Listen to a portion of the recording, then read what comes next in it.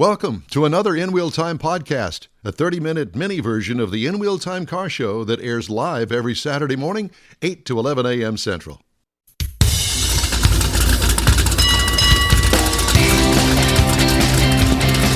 Wow, okay.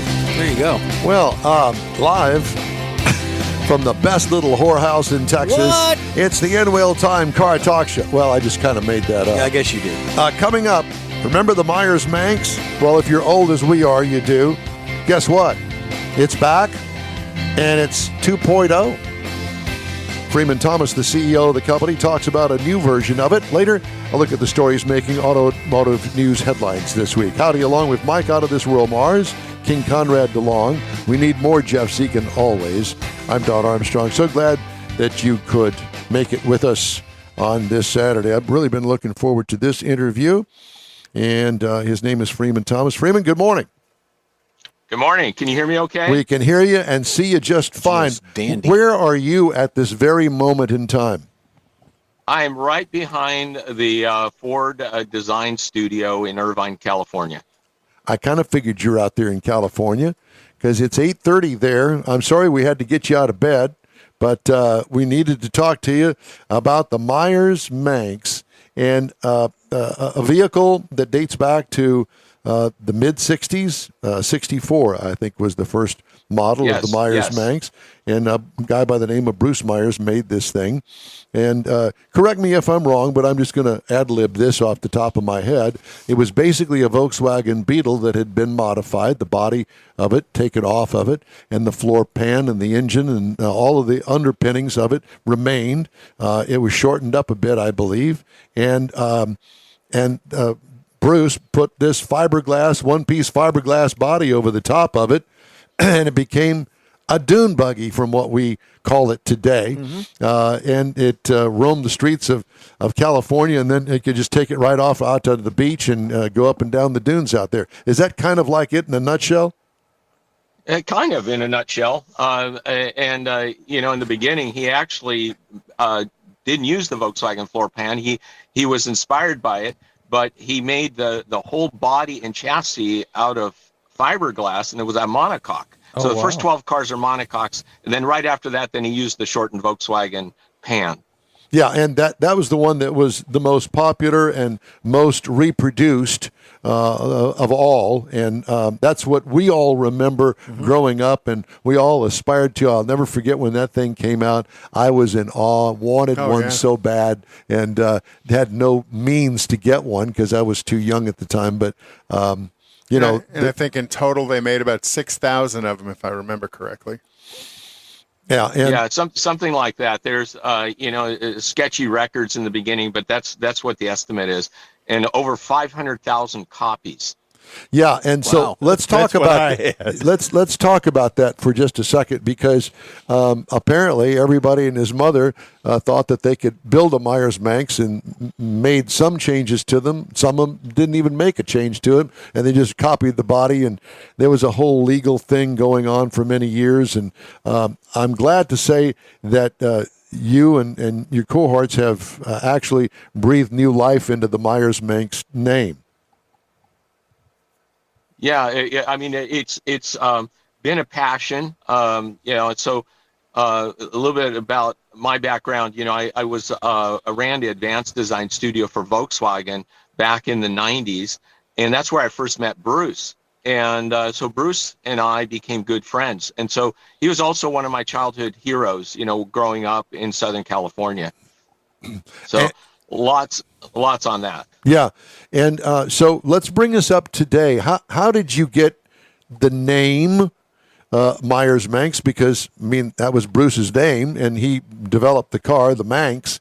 And I assume that there was some maneuvering going on in legal circles, and for you to grab the name and get it and actually start. Well, so we actually got it directly from Bruce and his wife Winnie. So with my friendship with them, this started probably around 2018, 2019.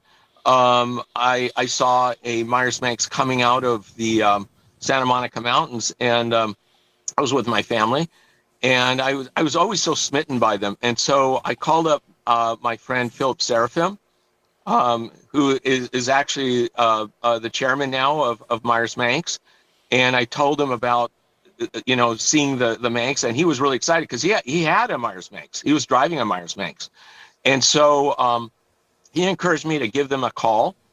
And so I did, and they invited us down. They were down in Valley Center, down in San Diego County at that time, and moved from Newport Beach and all of that during the 60s, basically down to their property down there. And they had kind of revamped the brand in the late 90s into the 2000s, all the way up until the point we started talking to them.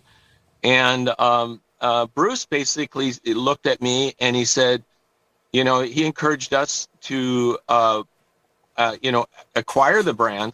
And he said, I only want to sell sell Meyers Manx to you. And that was because I think that we had, earned a friendship and a trust together. And it's more than just a name. It's a lifestyle. It's a movement. It's pop culture. It's, Steve McQueen and the Thomas Crown Affair. It's Elvis Presley in Live a Little, Love a Little. It's the 60s. I mean, the Meyers Manx is everything that we loved about the 60s. And so we spent about 2 years, negotiating and talking and making sure everything was right. And then we did the acquisition. We did the acquisition in late 2021. And that's when Bruce was almost 95. So, and then he passed away in 2022, so early, or it could have been 2021. My mind is blurring ahead a little bit because you can imagine, since we acquired the brand, we haven't stopped. We put a team together, some of my best people that I've worked with in the industry.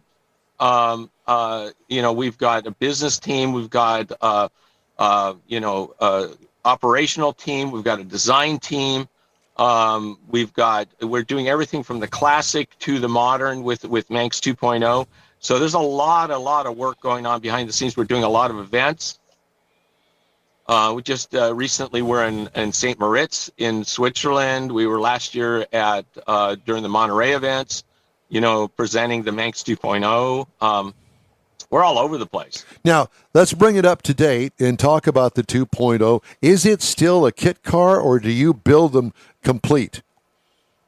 They're built complete, and there's so we're setting up a factory to build them. We're right in the prototype stage. We already showed the concept for the Manx 2.0 last year in July and August.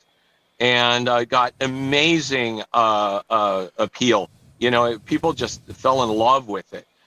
We started offering, that you could put a deposit down. We've gotten over a couple thousand deposits, $500 deposits, refundable, of course. And but really the who's who and the passionate are really the ones that want this.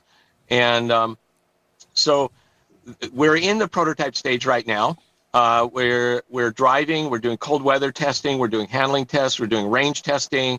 It's a serious machine. Is it gasoline or is it electric? It's all electric. Okay. And it weighs, believe it or not, it weighs around 1,600 pounds. Oh my gosh. That's pretty lightweight for an EV. I was going to say, so how in the world are you able to get what has it got, about a 5-mile range on it or something? No, quite the contrary. So, being in the auto industry and we started off by making the Manx 2.0 the exact size as the original. And if you were to put the two together, the original and the 2.0, you would say, okay, let's look at what the differences are. And of course, many of the differences are under the skin and in the back because the engine doesn't hang out in the back. The chassis is very much like a Lotus Elise, full monocoque aluminum chassis. It's got double A-arm suspension front and back, electric steering. The engine, it's a dual engine setup with that is software controlled with no gearbox. It just has a transaxle that comes out. The cooling system is internal. It's kind of like an automatic gearbox, the way that the cooling system works. So it's very simple. The battery packs are small and compact. The range that we're looking at and we're targeting is around 150 miles for the 20 kilowatt version. And we're going to have a 40 kilowatt option, which will give up almost 300 miles of range. How sweet is that? I'm looking at it online right now, the Manx 2.0 EV. Do you offer a gasoline engine, or is it always going to be an electric? Well, right now, the 2.0 is pure electric. We're going to, because we've got all of our team working on the productionization of the design. I do have some concepts working with a gasoline engine version of it, because I know that the appeal is there also. And we're going to be an and company and not an or company. You know, our company is really, Meyers Manx is about lifestyle, and it's about passion. And what made Meyers Manx popular in the beginning is that it allowed people to customize and make it their own. And so, and at the same time that we're doing Manx 2.0, which is modern, we're bringing back the original Manx as a remastered, easier to assemble. So that's fully a kit where Manx 2.0 will be all, turnkey, ready to go. Wow. See, I don't get me wrong. I'm very impressed with the Manx 2.0 EV, but I have always wanted to build a kit car. There's something very appealing to that to me, and so you're working on a kit that will basically be a reboot, if you will, of the original Meyers Manx. Yes, that's correct. So we're doing everything on that kit so that you have a lot of different choices. The body looks exactly the same as the original from the 60s, but everything is designed so it goes together much easier with less processes and more clever solutions on how things come together. It even has a lockable trunk underneath the rear cushion that's hidden. So you'll be able to put your stuff and lock it away and so forth when you park it. And the chassis will still fit on a shortened Volkswagen pan, but we're also coming out with our own manufactured pan, so that for special construction, you don't have to do the fabrication, you don't have to do the welding, so that will make it easier in a complete bolt together process. Oh my gosh. Okay, so let's talk about some prices here. So let's talk about the 2.0. Have you announced pricing on it yet? No, we haven't announced pricing yet, but we're going to make sure that we're going through what we call our build of materials and our process and everything else. And we want to make sure that when we announce a price, that price will stick for quite a while. And as you know, we're in flux right now with the economy and with things that are going on. So we're going to go through our prototypes. We're going to start to share what's going on with the drivability and the range and how these things are going to be made. And as the customers come along and they get interested, and our website is going to be going up with the configurator and things like that. And at the right time, we'll be announcing the pricing. Oh my gosh! The pricing, we believe that a Meyers Manx has to give value. So, as the saying goes, the value will stay long after you forget the price, and the price will have value inside of it. So we're going to make sure that it's going to be profitable for us, but at the same time, it's going to give great value to the customer. So exciting. Looks awesome. I'm telling you. I know. It's so exciting. You got to be beside yourself. I mean, do you sleep at night? Hardly. This in my career, it's probably the most exciting project, working with Philip Seraphim and the team, and really kind of being able to have the resources now to take Meyers Manx and take it to where it should be going. We're always going to be playing in the niches. We're going to be playing and supporting the enthusiasts, because that's who we are. We're car enthusiasts. We're enthusiasts, like you were saying, in building a kit. Also, that's what I love to do. I want to make sure that every single part of that kit is like a beautiful, simple piece of jewelry that you put together, and the tools and everything else. I don't like things that aren't thought out. I love when things come to you in a very thoughtful way, and your expectations are exceeded when you receive it. I want to have a 3-ring binder that's filled with about 1,000 pages of how to put this car together. And I want to go from page 1 to the end, and be able at the very end of going through all these pages and doing all this work to say, and there it is, and I did it. I want to see the parts tree that you clip the parts off of. Yeah, the parts tree. Yeah, absolutely. I mean, it's really a bonding experience. You go back to the 1960s, and it was a family thing, not only building a Manx, but then because you could street register it, and then here in California, when you have a street registered off-road vehicle, you can drive on all the forest roads. So we go to events like we have the Manx Club, which has over 6,000 members, and they go to places like Mammoth and Big Bear. And what they do is they bring their families up there, and they go on these trails that are incredible. We go down to Mexico. We do the Baja, 1000. We participated last year in it, and we're going to participate again this year in it. Meyers Manx is the first vehicle ever to win the Baja Mexican 1000 in 1967. First vehicle, two-wheeled or four-wheeled, ever to win it outright. So wow. Meyers Manx is on the map for off-road. It's part of what created off-road in the movement. And so we know that we have a lot of enthusiasts that love these, not just going to the beach or getting coffee, but they're really capable, and they're also friendly and approachable, and they're not aggressive. Okay, so I'm going to be your agent, and I'm going to put together a group, and we'll all be friends, and we're going to have to rent several 65-passenger buses to come out there and have the Freeman Thomas experience. It'll be FTE, and we come out there and we stay with you, we live with you, we be you for at least a week. A round-trip ticket, I don't know, several $1,000s, and you'll have a little piece of the pie. But we just want to hang with you for a few weeks. And you give away a Manx. Yeah, absolutely. We'd love to have you. We'd have to love you, because I tell you, once, it's a gateway drug. Once you get in there, you won't have enough of it. And you'll see, Manx owners don't just have one. And we're developing new concepts and that have the Manx DNA in it. So from the original 1960s time machine to the 2.0, which is basically taking all the greatest hits and making it so that it works within today's environment of electrification and clean environment, and making it easy to use.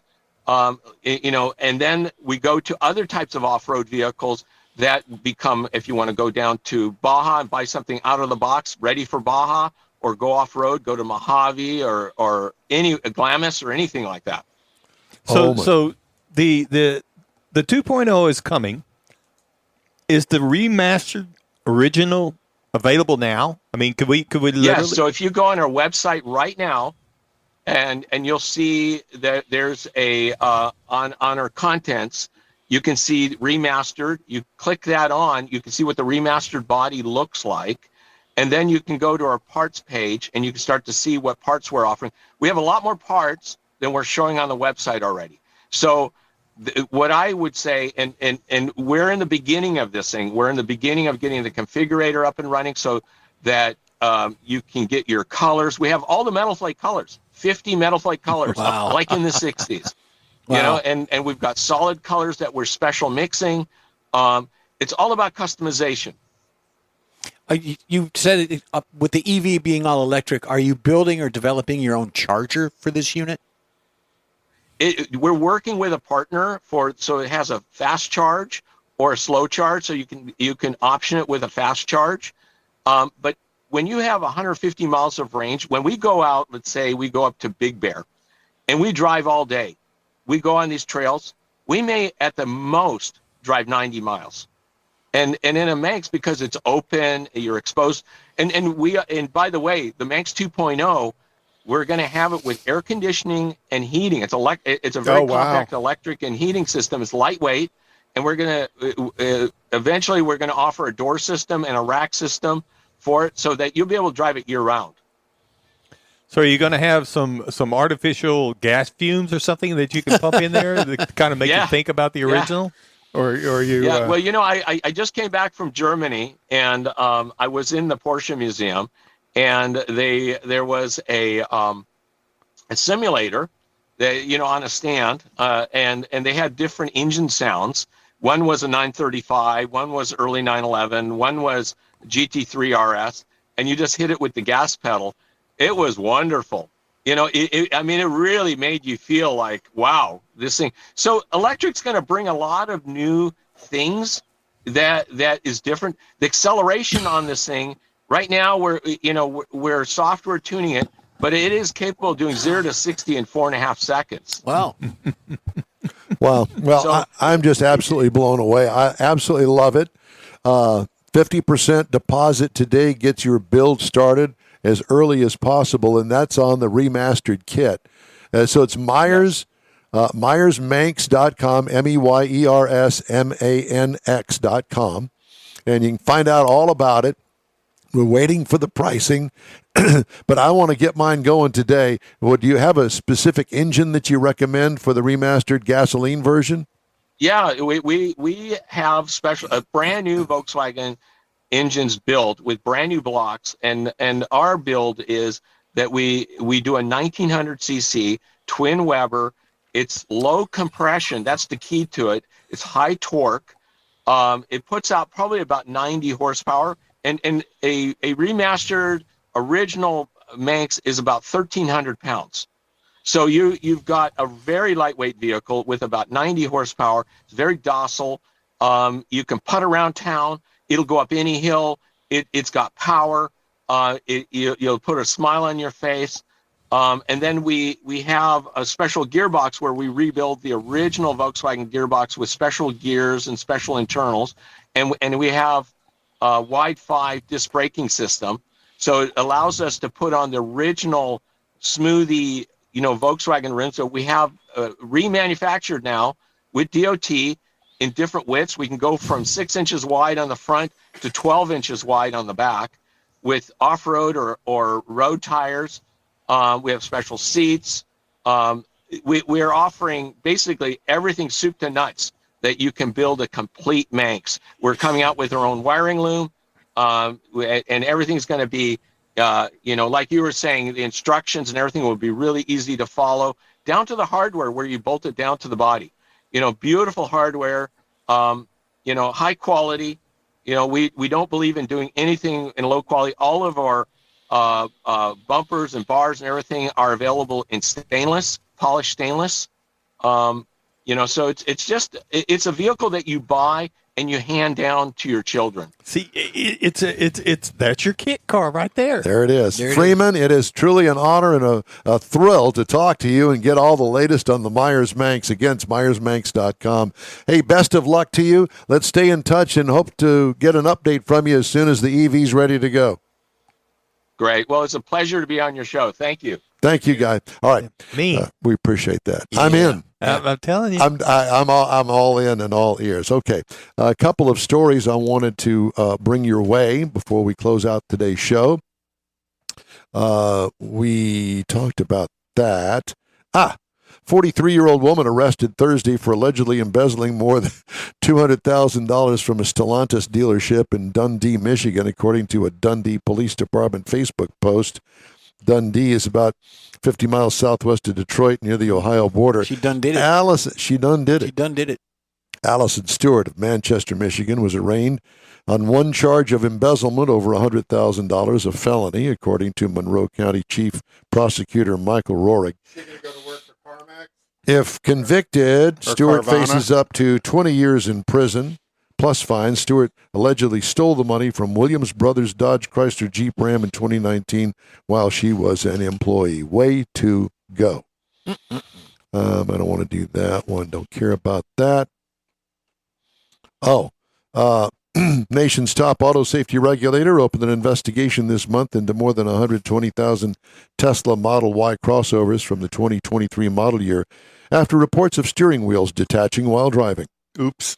In a document made public Wednesday, NHTSA's Office of Defects said it was aware of 2 reports of complete detachment of the steering wheel from the steering column while driving. Quick, put it back on. Hurry. Yeah, can I get the brake? Can I get it braked over to the side of the road? Turn here. No, you ain't turning nowhere. That's when you turn on the auto drive. Yeah.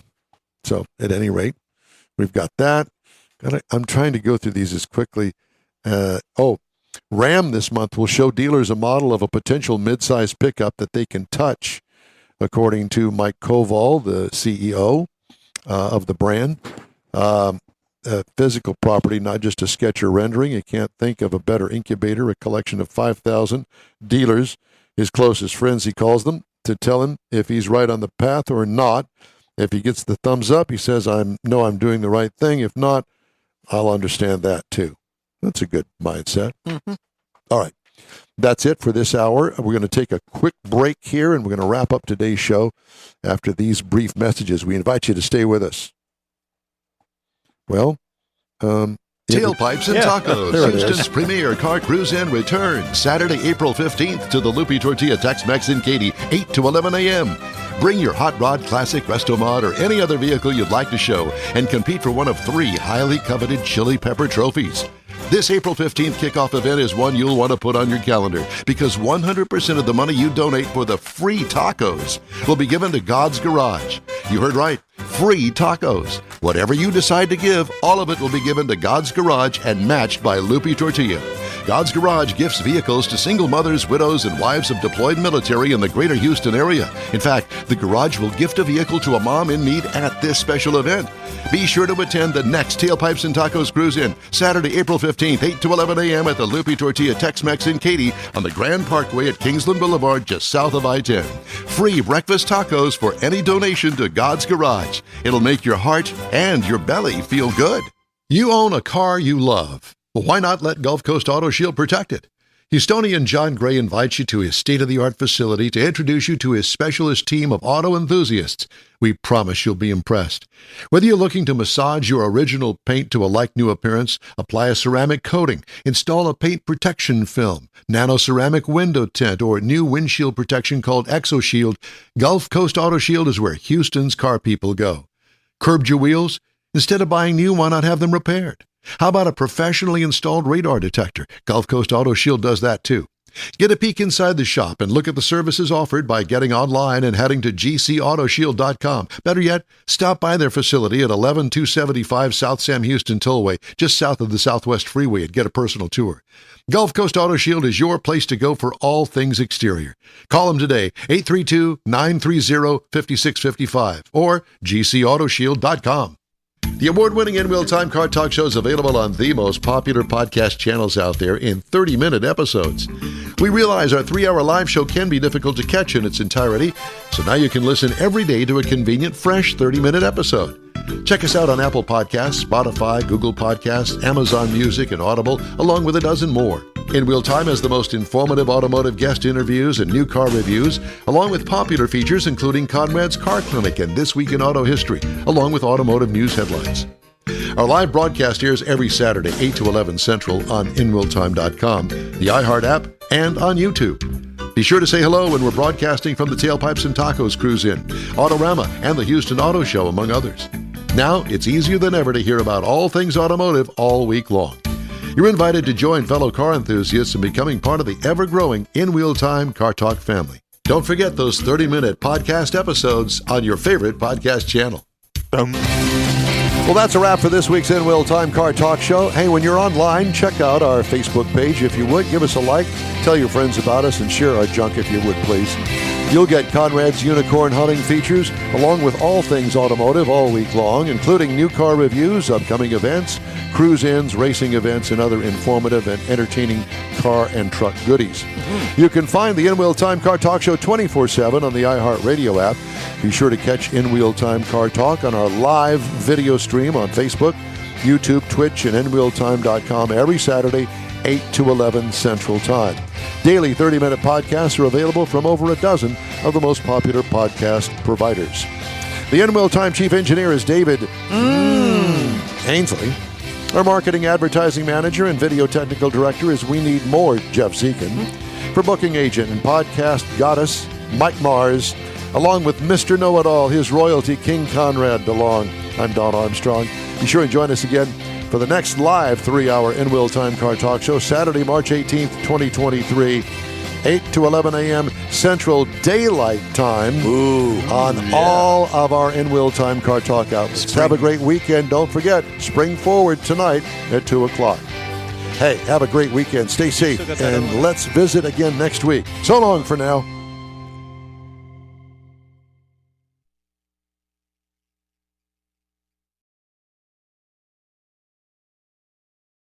That's it for this podcast episode of the In-Wheel Time Car Show. I'm Don Armstrong, inviting you to join us for our live show every Saturday morning, 8 to 11 a.m. Central on Facebook, YouTube, Twitch, and our InWheelTime.com website.